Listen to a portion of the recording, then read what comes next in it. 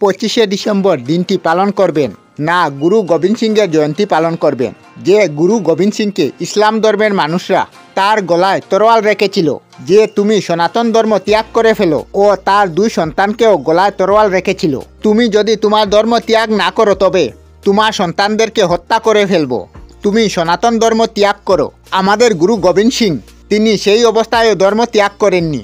যখন তার 2 জীবন্ত সন্তানকে কবর দেওয়ার সিদ্ধান্ত নেওয়া হলো, যখন তাদের জীবন্ত কবর দেওয়া হচ্ছে ইট পেতে পেতে, সেই জীবন্ত কবর দেওয়া সত্ত্বেও তাদের যে ধ্বনি ছিল জ বলে সোনিয়াল, জ বলে সোনিয়াল, এইভাবে বলেছিলেন।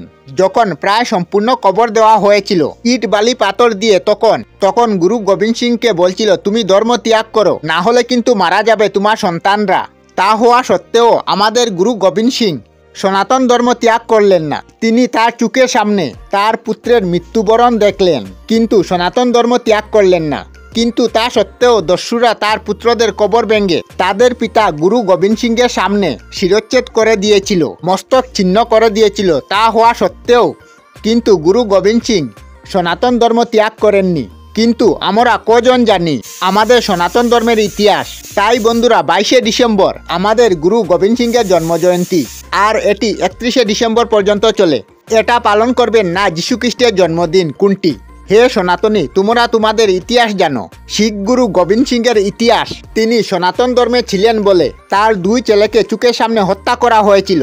তা হওয়া সত্ত্বেও তিনি ধর্ম ত্যাগ করেননি। যদি সত্যিকারে সনাতনী হয়ে থাকেন তবে তার জন্মজয়ন্তী পালন করুন।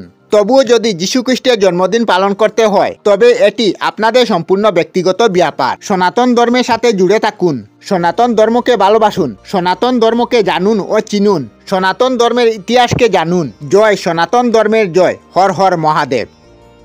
আমরা আমাদের চ্যানেলে সব ধরনের ভিডিও আপলোড করি, যেমন ব্লগ, নিউজ, কুকিং ভিডিও, ধার্মিক আলোচনা ইত্যাদি। যদি আপনারা এই ধরনের ভিডিও দেখতে পছন্দ করেন তাহলে এই চ্যানেলটি নিশ্চয়ই সাবস্ক্রাইব করবেন। আমি আপনাদের সাথে বিদায়ক না, আজকের মতো বিদায় নিলাম। আর ভিডিওটি ভালো লাগে লাইক, শেয়ার ও কমেন্ট করবেন।